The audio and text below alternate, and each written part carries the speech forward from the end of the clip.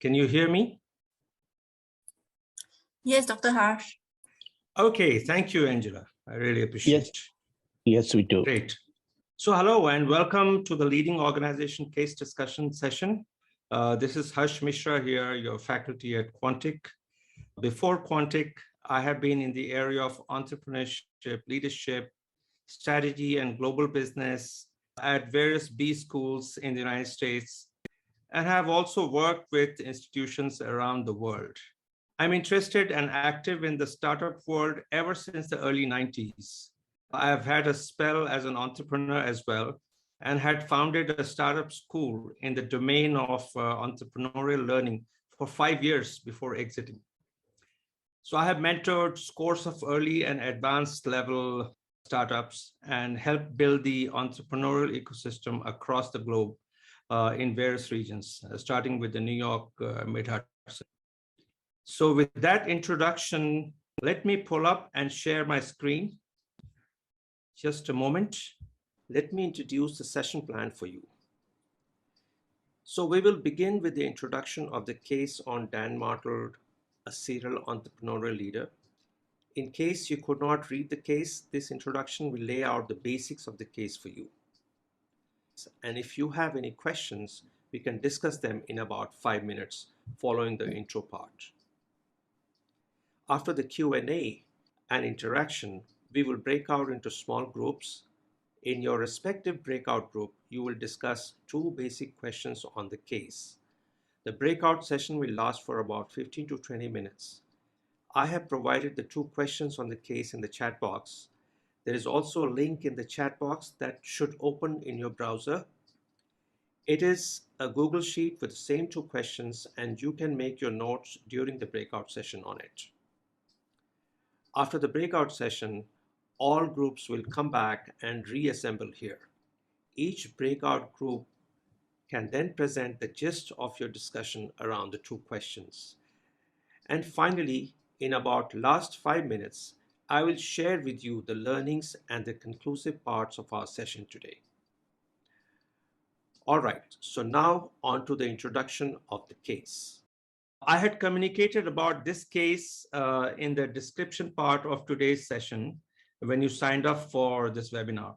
So there I provided you with the link to the case. I expect that you would have given a look at this case, read it, and I hope we'd be able to discuss it properly. So let's dive into the case. We're discussing the case on Dan Mortell on the topic of entrepreneurial leadership that is gaining significance in light of the growth in startup world. So our environment is changing and evolving, and so rapidly. You'll testify to that.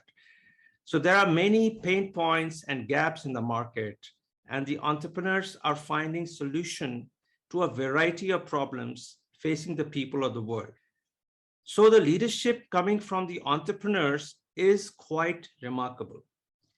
It is a unique brand of leadership that demonstrates a mindset that is different from other kinds of leaders. I'm sure you've been exposed to other leadership theories. Our dynamic and increasingly resource-crunched world much needs this brand of leadership. I'm talking about entrepreneurial leadership. And today's case on Dan Mortell will give us an inner view of the world of a serial entrepreneur who envisioned several tech solutions and led his ventures to success despite failures. Is there a leadership model in his life that we can learn from? Story of the Canadian serial entrepreneur, Dan Mortell, and his entrepreneurial success journey. So far founded 5 ventures to date, and he's onto his 6th one. 2 of his ventures failed and were closed. The subsequent 2 ventures had successfully made profitable exits. And at the end of the case, Dan is working on his 5th one until I discover the 6th. So his first venture, maritimevacations.com, was a website building company for cottage and bed and breakfast services in Canada. His second venture, NB Host, was a web hosting service company. His third venture, Spheric Technology, was about customization of web portals, especially for large corporations such as P&G, Procter & Gamble, and Johnson & Johnson. And this venture was to build software that manage the deployment of web applications, portals, and intranets. So Dan's fourth venture is Flowtown, which was an innovative social media marketing platform business. And you would have read in details about the nature of that. So we're just going to touch on. Subsequent slide will go a little bit more into it.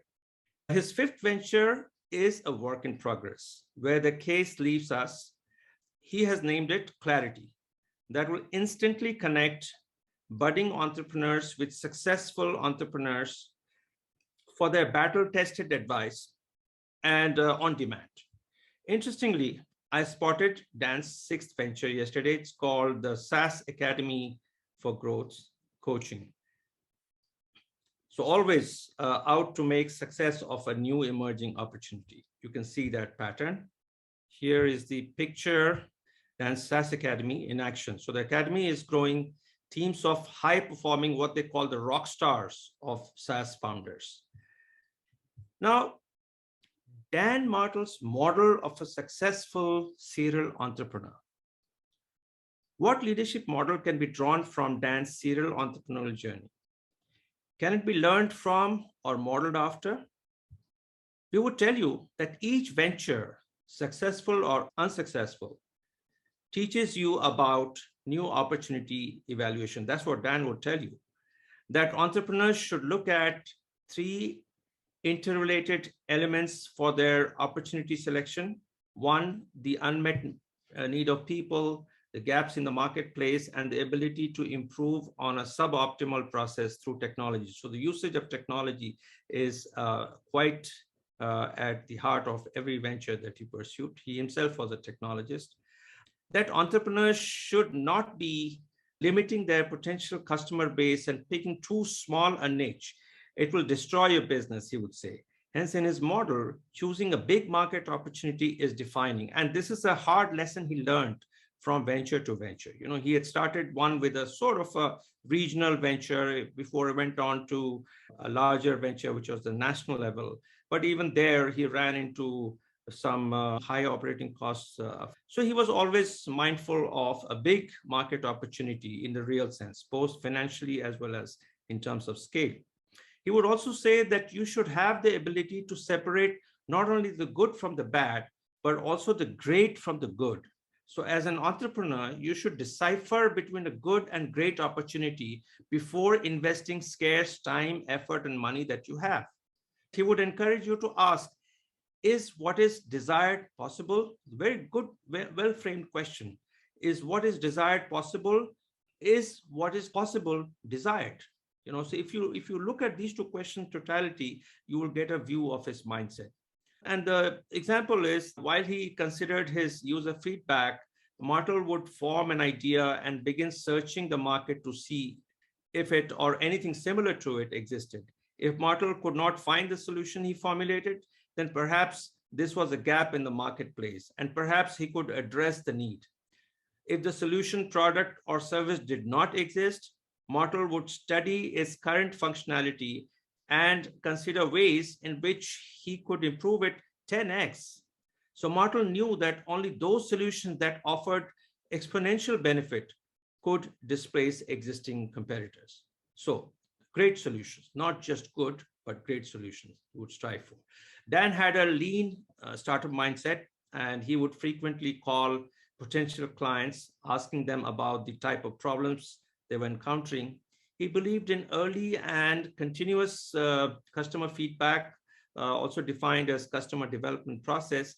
And he believed that a great opportunity only satisfied a customer's needs to the extent that they are willing to pay for the product or service being offered. So this was really at the core of his belief. You know, he would not pursue any product otherwise, unless customers would have really the willingness to pay to that extent that it would turn it into a scalable venture. And when building a team or an organization, always keep the three key corners of talent triangle, you know, and if you look at that talent triangle in the case, it will talk about business acumen, domain expertise, and operational effectiveness. So the three sides of organization building. And his expertise mostly lied in being a technologist on the operations side or product development side. So he would draw upon the capabilities in the area of business acumen or domain expertise. He would often outsource it. Then he would also pay a lot of attention on business model. So he would innovate and deploy a venture-specific, appropriate business model each time. So you would see that from venture to venture, you'd observe that.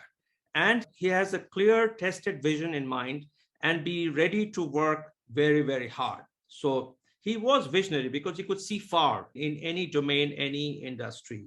And that's what I would say entrepreneurial leaders are endowed with, that they can see the opportunity far into the space, into time, and then be able to build something. Of course, they're also wary of the changes that will come along the way and the learning that it would entail.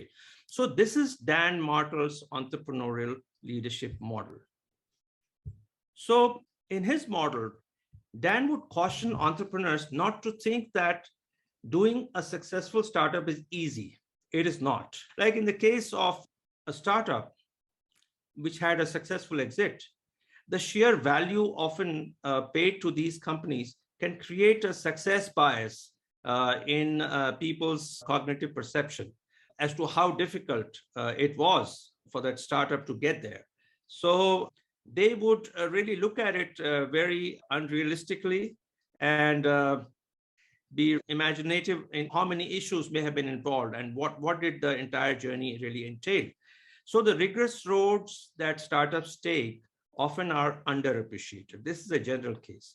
So you look at securing venture-backed financing, working extremely long hours, building a minimum viable product, acquiring proof of concept, and developing sales.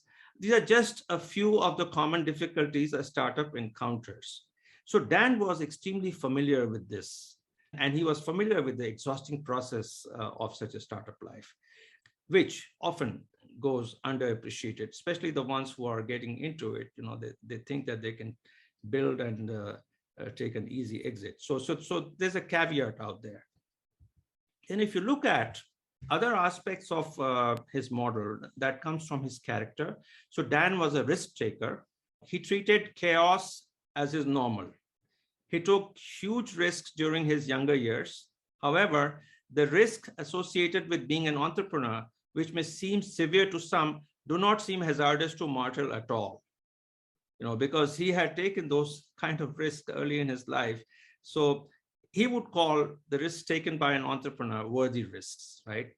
He was courageous. He believed that an entrepreneur's job is to quietly lead people into battle and victory, demonstrating courage, so no much hoopla about it, but he would quietly lead everyone to take risks and not be afraid, and himself being courageous in that sense. He was also adaptive. A true entrepreneur has a high adversity quotient and a keen ability to adapt to changing circumstances. And he really personified these, very adaptive. So Dan also learned from errors. Like many successful founders, he learned from the errors and took the necessary steps to ensure that he continuously improved going forward. Dan has grown confident of entrepreneurial capabilities over the time. He truly believed that he could turn a good idea into a startup, then turn a startup into a successful company, and in turn make money for himself and his investors. So this confidence grew over time from venture to venture, and that's why he has no two qualms about taking up a new idea, a new venture. Dan values being accountable, and he's humble. So he is no longer motivated by money or fame alone. Of course, it's a motivator, but not alone. His motivation today lies in his accountability that he has for people, specifically to his family, his employees, and his customers. And then, as they say, he is a serial entrepreneur. Once an entrepreneur, always an entrepreneur. So Dan was just that. He stepped out twice from good jobs to follow his guts as an entrepreneur. He left his long, luxurious vacations to take up another venture because he believed that he had certain skills that it would be a disservice not to do what he was meant for, So he burnt with a sense of mission, make the world a better place through his technology and software knowledge or capabilities that he had. So he was not there to lie away from it for too long. So he walked away from his even earn-out purchase agreement that he had with Demand Force, and he essentially stepped out 3 months earlier, losing money. But that was not any hesitation for him, because he wanted to go into his new venture, which really required his full attention. Now, if you look at his history and background, Dan Mortell, to develop his entrepreneurial leadership qualities, his past and especially his childhood seems highly relevant. So let's take a quick look at it. Dan Mortell was born in a small city in Canada, and since the childhood, he was entrepreneurial. So there's one small story out there. Even as a young boy, Mortell instinctively noticed and capitalized on opportunity. For example, he would frequently build snow forts behind his home, and would rent them out to his friends for a few dollars a day and make his first profit. And then interestingly, he was a special child. He was diagnosed with ADHD. We know that condition that people have, but it never became his weakness. Rather, it became his strength going down the line. So that was remarkable. And if you look at also his childhood, very challenging. His parents got divorced at an early age. Of course, he had a little rebellious situation when he was 11, because he was not getting enough attention, and then his parents divorced, and he was moved to a foster home, and those kind of episodes. Then he also faced a drug situation, and between the age of 13 and 15, he broke into cars and dealt drugs. At the age of 15, he was arrested for drug-related activities, and at age 17, he was arrested again on drug-related charges. Being a repeat offender, he was sent to prison for 9 months. But that's when the turnaround happened. He decided he needed to change his life and checked himself into a rehabilitation center after coming out of the prison. And the rest is history. He became a successful entrepreneur and had a happy family to which he was totally committed. So you can see, this is the picture. Because he believed in being accountable to his family, employees, market investors. So he's desirous of a happy and committed family. And this picture would testify of his commitment. And of course, I learned some other accounts. So he's truly a good family man. He finds as much time as possible away from his busy life. Now, let's quickly look at the ventures. We lost some time in getting this thing going. So his first venture, Dan had bought a computer programming book while at the rehabilitation center, taught himself how to program, and began writing computer applications after computer applications. And he never looked back as a software developer after that. So for his first venture, at his dad's advice, he started building websites for small cottage rental business. Interestingly, he went on to validate his venture idea beforehand as a proof of concept. So very smart thing to do.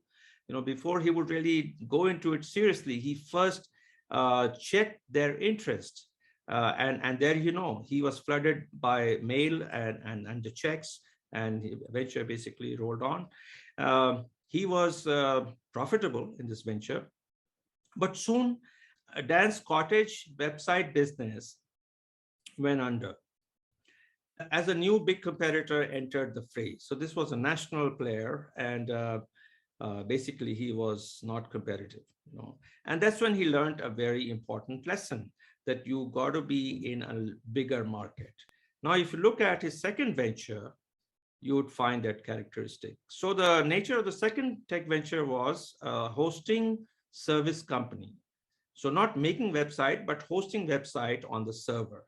So for businesses, and that would be anywhere in the country, not region specific.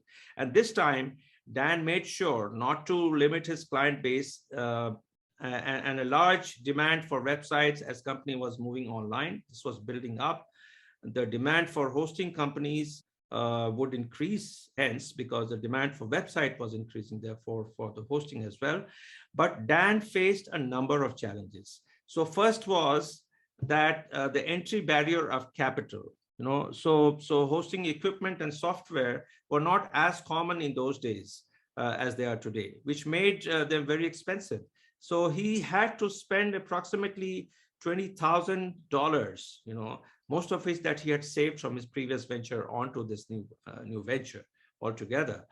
So he went on to build his client base for NB Host. He realized that he was going sideways instead of upwards, purely because the revenue he was making from hosting needed to be re-injected back into his company to cover an increase in operating costs for every new client's website that he did, that he hosted. And the more clients he got, the more time and work was needed to be invested in the company.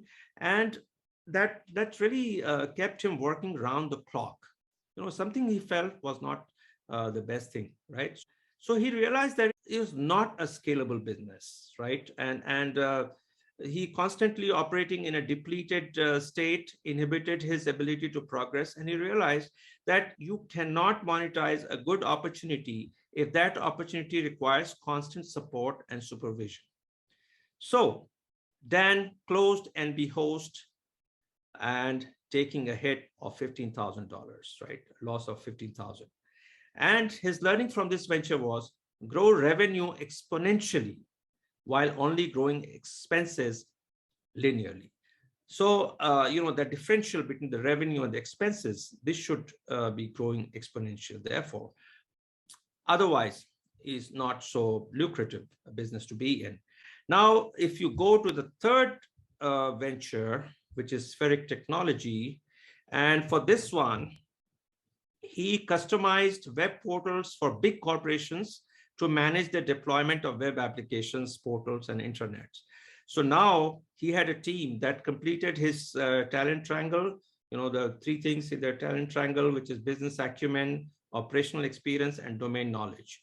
He was good at operational experience or development, but not so much in business acumen and domain knowledge. So they focused on building the software applications and outsource the business related activities to people like you, all of you who are doing, EMBA here or MBA, he would source it to them, right? He would focus on his product development. So Dan and his team at Spheric Technology bootstrapped the company from onset. So they had realized that larger the value added a company can provide, the faster the potential adoption of its product. So a common characteristic of a survivor bootstrapped company. So they wanted to provide a whole lot of value to the company and more efficiently and faster. And that would become the competitive advantage, even for a startup, in the eyes of corporations that he was going to serve, like Johnson & Johnson or Procter & Gamble, as I mentioned earlier. So Spheric's technology added value to its customers at a time when those customers needed it the most. So his clients were these big corporations, and he had created the company which really had no debt. It grew at an average of 152% per year and had approximately now 30 employees. So in May of 2008, not surprisingly, Dan Mortell sold Spheric Technologies to Function One, which is a software company specializing in enterprise technology. At the age of 27, Dan Mortell officially became a millionaire before he moved on to his fourth venture, Flowtown. So Dan's fourth venture was a social marketing application for small businesses. His software allowed a customer to take any email address and find the social demographic of the person to whom the email address belonged. Remarkable product, right, that he strived for. So a business using Flowtown could then use that information to launch more focused and targeted marketing campaigns. And these days, these are quite common, such products. Rather, we might have gone into a new generation of such products. But in those days, it was truly desirable product, right? So, and this time, if you would notice that unlike the previous spheric technology, which was B2B product, this time it is B2C, or rather B2 small business, still B2B, but small businesses. And Dan this time had his skin in the game with investment of $200,000. And like a lean startup creative crusader that he was, Dan first tested the market for his product by launching a non-functional demo of their proposed solution. So there's a whole story there, you would have noticed. Through this, basically, he had found a worthwhile value proposition with massively growing demand for social media marketing. So he may have been one of the early pioneers of this technique. Now, of course, many software developers do that. They try to trick their market and really get their feedback, even though they haven't developed the product yet. But he was perhaps one of the early ones. That is the way to build viable products. You try to get early feedback from the market. And Dan's Flowtown now generated, to the tune of $20,000 per month of revenue. And soon he had more than 50,000 customers, substantial. Now look at, and these 50,000 customers mean 50,000 small businesses were his customers. So no, obviously, if you look at, Flowtown was created in November of 2009, and in October 2011, so less than 2 years, Demandforce purchased Flowtown. So Demandforce is a company based out of San Francisco, focused on providing small businesses with access to the tools and platforms that large enterprises use to communicate with customers. So the interest of Demandforce and Flowtown, you could see, were aligned, right? They were in similar industry. And so Flowtown basically complemented Demandforce, and that has implication on when they bought this company on the valuation, because if that alignment is high, you would get a much better high value. So I don't remember exactly what value he realized, but it was substantial and talk of the town. Now, if you look at the fifth venture, and the case ends with it, Clarity. It was interesting how this idea came up. So the news of Dan Mortell's second successful exit spread. Naturally, a flurry of telephone calls from startup founders came to Mortell. Right? So Mortell spoke to and advised as many, but could not really devote all his time. So he was getting like floods of calls and everyone asking what is the secret, or they had some problem in their decision making and they would want a word from him. And so now, looking at that, Dan's new goal was to help entrepreneurs around the world. And that was the time when there was almost like an entrepreneurial revolution. Of course, that revolution continues to move forward, but that time it was fairly widespread. So scores of entrepreneurs around the globe, and they need advice from successful entrepreneurs. So he considered a new business opportunity that he would call Clarity, a marketplace of entrepreneurs who are seeking battle-tested advice from experts in particular field. Dan wanted to ensure that this solution that he had in mind was not catering to a niche market. That, of course, he was always wary of. But in this case, the market seemed huge, it was timely, and it would be durable because entrepreneurs and their problems and decision-making challenges would continue to prevail. It's not going to go away. So this market is not going anywhere.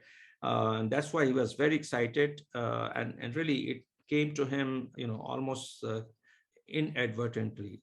So the Clarity was to be turned into despite this apparent opportunity was there, but it was to be turned into a viable, scalable, sustainable, and profitable business model. He always would keep his eyes on that, so not get carried away, but really assess the viability, scalability, and sustainability of it. And so Dan asked a set of highly relevant questions. He asked himself, would people pay for this? Would there be enough people wanting to pay? Would experts, okay, a participant requests the live transcription by enable. Okay, I have enabled that. So Dan asked a set of these questions, which I just mentioned, like would people pay? Would there be enough people wanting to pay? Would experts consider shifting their goodwill free calls into an income stream? Would such an income stream be big enough for true experts to bother? Because they are successful entrepreneurs, their time is valuable. If they really systematically as a business devote their time for entrepreneurs, they would want it to be generating revenue for them. So he went on to find out whether or not people are willing to pay for the service before he went ahead and built it. He would always do that. Interestingly, Mortell's early user testing confirmed that people wanted to access the tacit knowledge. Tacit knowledge is the key word, that because you ask any successful person, what is the key to your success? It's not that they can articulate it in one sentence. There's so many aspects of it. They would engage with you into a conversation because knowledge is tacit. So how do experts really pass it on? What really made them a successful entrepreneur, right? So that is the challenge as a product, but then would people have the willingness to pay? So he considered this entire proposition carefully, and that was his fifth venture, for which he stepped out, took a hit in terms of income, and he was out there. We have completed the introduction part of the case, and the two questions are: one, learning from the case, what objective criteria should a founder evaluate before committing wholeheartedly in a startup? Could there be a set of those factors? What should they look at? What should anybody look at before they go into this intense, demanding work that a startup needs? It's not without it. We looked at that caveat. So that's the first question. How can you be objective, not subjective? Because subjectively, every entrepreneur is very excited about their idea, but is there any objectivity? Is there any real potential there? So that is the first question. The second question is, what traits and learnings of Dan Mortell as a successful serial entrepreneur can be emulated by a startup founder? So what is the generalizable aspect? Can we really capture? And there was a slide that we looked at, but then we would want to discuss it further, right? And we would like to get your thoughts on this. So I have posted these two questions in the chat box for you to discuss during the breakout session. Now we can spend some time interacting on the case. Any questions and comments from you? Any thoughts, any questions, any comments? We can spend another 5 minutes and then we can break out into a group.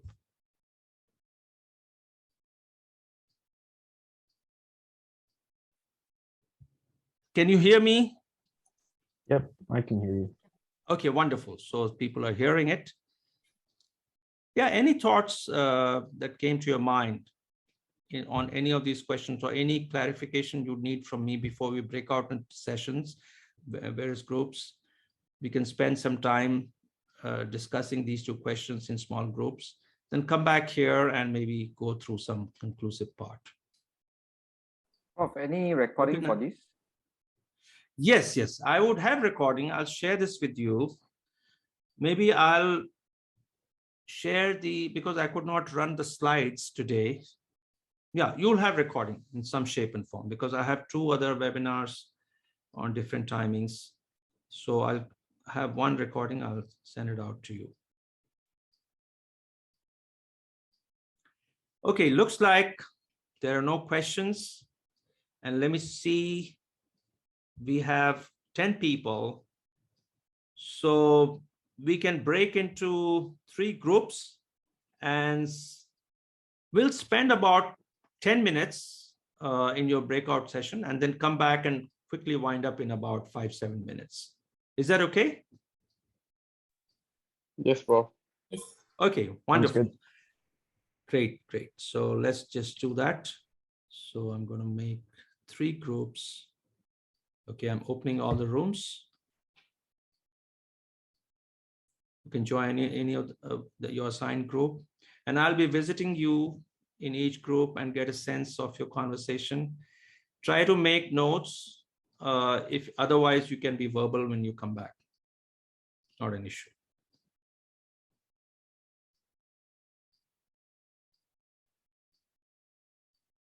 Thank you. Very, very good. Dr. Ash, you're on mute. You're muted. You have to unmute. Yeah. Okay, I'm saying, is that your name, Understanding? Yes, that's my name. Excellent. Thank you. I think this name is, I've never heard this name before, but to me, I think this we need the most for today. So you are most needed, Understanding. Yeah, but you made it easy. Yeah, that was very clear. That's why you didn't get any question. Yeah. Okay, okay, good, good. So yeah, people are coming back. I guess everyone is here, more or less. Excellent. So can each group, either one person, two person, just give us a sense of what your discussion was? How did you see those two questions? How would you address it? Please volunteer. Breakout room number 1, we can start with. Probably I can just start it off, and then my teammates can add on later on. So from question one, some of the objectives we thought it's important. The first one is opportunity selection. Like, you know, you need to know what is the right question to ask, and you need to make sure that whatever question you're asking, whatever solution you are suggesting is actually addressing customers' needs. The next one we thought about is market scalability, that, you know, it's not just a local business. You should be able to scale it to maybe globally. And then the last one is talking about profit. So we got to make sure that the profit that we can make from the business has to be much more than the business cost. Yes, wonderful. Actually, your second point is also related to the first one very intricately. You know, if you can ask those right questions, that would be able to put the finger on what is a true market potential. You get the scalability. You know, it's a natural consequence of that. And yes, about the profitability. All three great points. Okay, thank you, Angela. Is there anybody from your group would want to complement what you said? Yeah, Angela is spot on. That's what we discussed. Yeah. Okay, great. So the second group, breakout session group 2. Do you want to share? Sure. Yeah, I can share for our team. For Sure. question 1, we had some pretty similar notes. We said that the new businesses need to be scalable in order to grow. So we were referencing the experience at NB Host, where Dan recognized that he needed to be engaged 24 hours a day, 7 days a week in order to really continue growing. We said, don't limit the market size. You know, don't pick such a small niche opportunity that you limit your capability. We said that the market should be tested and that the team should have a strong talent triangle, the business acumen, operational experience, and domain knowledge. We didn't quite get to question 2, but I threw some notes on after we got pulled back into the larger class chat.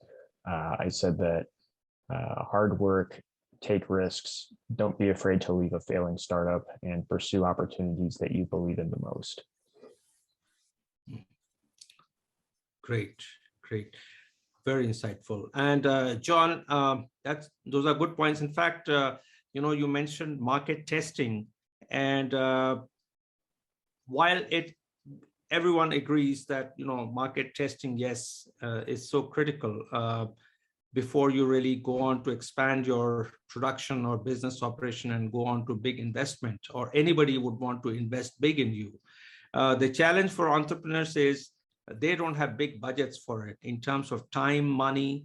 So that's when they get creative, you know, and that's what Dan Mortell did, you know, by having this kind of website where he would put the product, but really the product is not there, you know, but he would count the number of clicks and interest. So yeah, I think how do you get the market feedback? How do you test out your product? You know, it's quite a challenge for entrepreneurs given their constraints. but nevertheless, it's so critical, so it's both ways. Yeah, absolutely. Yeah. Great. And sorry, what was the second point, John, you're talking about? Oh, the second question? Yeah, second, your observation, you had, oh yeah, the second question you could not understand, you said, right? Something of that nature. Oh, no, our team didn't quite get to it in the allotted time. Okay. Okay, so basically, because he had success in so many, not so many, at least 2 or 3 ventures, 2 he failed. But then, is there any aspect about him which can be learned or which can be modeled after? Because then we can, if we go to the trait theory that somebody is a born entrepreneur or somebody is endowed with the entrepreneurial capability, that does not really help learn entrepreneurship per se. And that's a big question. Can entrepreneurship be learned? That question also comes for leadership, but leadership is over the time, I think there are many, leadership programs where people discuss and they learn and emulate, try to figure out what is that part which is unique, embedded in a person, but what is the extractable part? So the second question was about this. Can we look at, yes.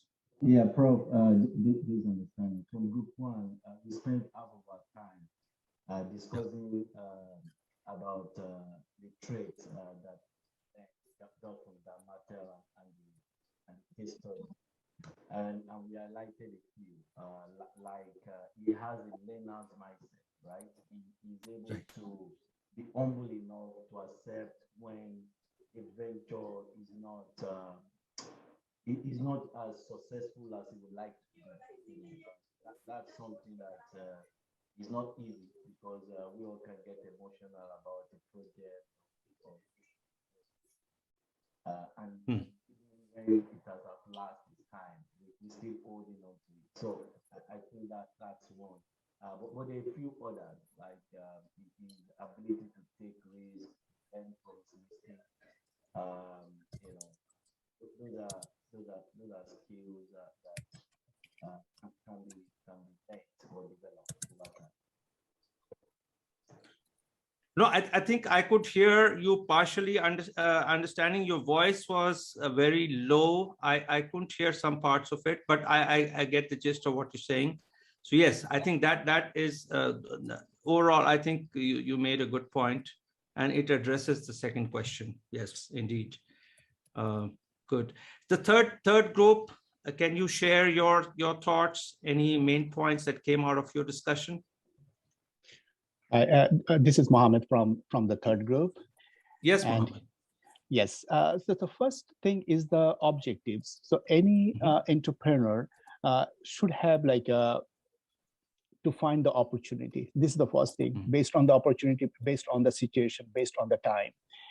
And based on the opportunity, we have to set the mind and what kind of products we have to build, and what should we get the benefited from the environment, not only for the environment, like how we can make the money, and this is and how we can achieve, is this achievable or not. So we need to analyze this as a leader, what should be we can build or innovate in the time fashion.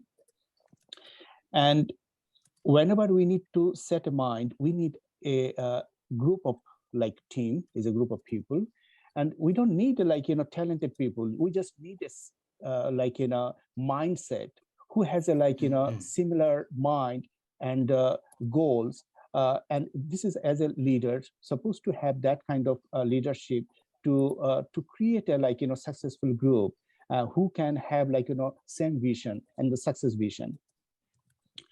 And of course, this innovation is require the business model and how and what is the time fashion, because as a small entrepreneur, they don't have that much capital and time.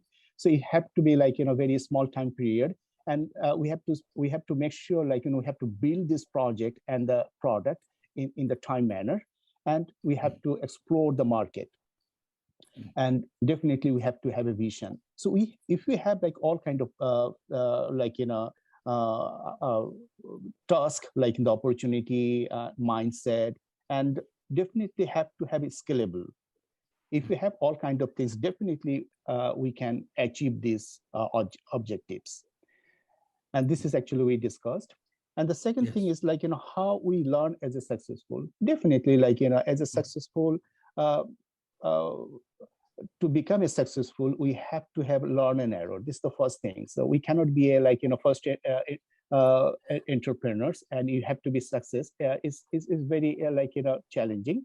And then we have to learn from, like, as an entrepreneur, we have, first thing is a risk taker. So we have to have like some mindset to take some kind of risk, and definitely have some kind of encouragements, or have some encourage to adopt something. So you have to learn, and you have to be productive, and to create like successful team and product. And you have to go with the learn and errors, so that we have to have some confidence to build a successful mind and successful entrepreneur. So this is basically from our discussion, and what we understood. Wonderful. I think I can see several good points, but what really struck me, one was when you talked about the team need not be highly talented, each one of them, but rather they need to be aligned, they should be working for a shared objective, shared vision. That's what makes it a success. And another good point you had there was about the vision as to sorry, my apologies. So it's like opportunity. If we really want to have an opportunity which would have that compelling vision, I use the analogy of a television set, and the channels are there, all wavelengths are there, all frequencies are there, but you need to have the instrument, to capture and tune into that particular channel, so that you become receive with whatever other securities that you have that are required. So entrepreneurs, essentially that mindset, that you referred to, that mindset is also about looking at several aspects which were demonstrated by Dan. For example, his learning that you mentioned, that you had to be learning and open, learn from your errors, learn from your mistakes, and be a risk taker. This kind of a mindset of risk taking and learning, that's not easy, because I have seen mostly that people get entrenched in their heuristics that they have developed, and the openness to changes or learning, and even acknowledging one's mistake, because a lot of businesses, they have a momentum, they do an error and they continue to do it, even if you tell that there's no listening there. But I think he is not discouraged by the failure of one venture to the other. Rather, he's carrying that learning and adapting it along the way, and inculcating that into his own thinking. So this is a very important trait, is that you learn as you go. Rather you have an open mind to capture those signals, like the television set. So yes, very good points, Mohammed. Thank you very much. So I think anybody else has any thought? Would you like to add to our discussion? Well, I know that we lost a little time there. Otherwise, we could have spent more time discussing or hearing from you, and you could have gotten a little bit more time to discuss among your group mates. So what is our conclusive thoughts on today's case discussion? One is that Dan Mortell's model of entrepreneurial leadership can be emulated by entrepreneurs. We identify that there are aspects which can be emulated or learned. Second, stay humble, and only humble people learn from errors and mistakes going forward. So only they can turn failure into success, and turning, to use another analogy, turning poison into medicine, right? Because nobody likes to experience failure. But then, interestingly, in entrepreneurial circles, people who have failed, they are considered a repository of insights, why they failed. So it's very different there. Usually in large corporations, failures are because they have a high cost, and the business is much more streamlined there. So failure becomes like a blot on a person or on a corporation. But in entrepreneurial circle, failures are a repository of insights. So taking worthy risks and managing them to make them less risky. So entrepreneurial leadership is about learning how to manage risks, making them less risky, taking several steps. So that's the art of entrepreneurship, which turns risks into disproportionate success. And then demonstrating your leadership, entrepreneurial leadership, openly and repeatedly. Test your hypothesis product like Dan Mortell did.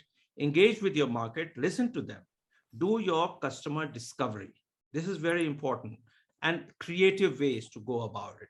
So because you're resource crunched, so you cannot run a very expensive market testing, so you have to be creative, low cost, and yet be able to derive as great insights as possible. And then stay committed and accountable to all important stakeholders. This is very important because oftentimes entrepreneurs lose balance, So all important stakeholders, like you mentioned, family, employees, customers, investors. So that's where the values, core values, are very important for entrepreneurs, which would keep that balance. And oftentimes entrepreneurs, they are very, very thirsty for success and extraordinary profit, and they can somehow lose track of the values, right? So that also shortens their lifespan. Or at least does not give them as much satisfaction, right? In the personal life, you'll feel some sort of imbalance happening. So Dan is pretty good at doing that. So that is something, there's a lesson inherent there as well.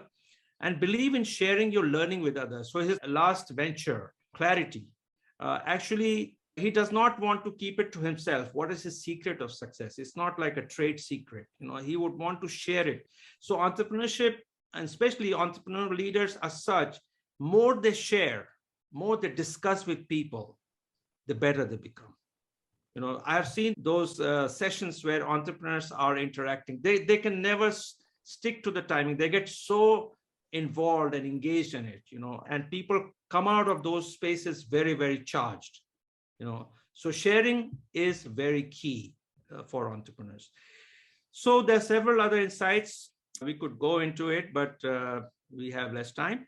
So it was good to have you all at the webinar today, and we conclude the session here. Anybody has any question, any closing question, any concerns?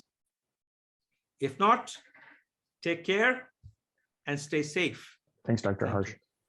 Take care. Thank you. Bye, John. Thank you. Bye, Kevin. Thank you. Thank you, Doctor. You're welcome. Thank you. Mohammed. Thank you very much.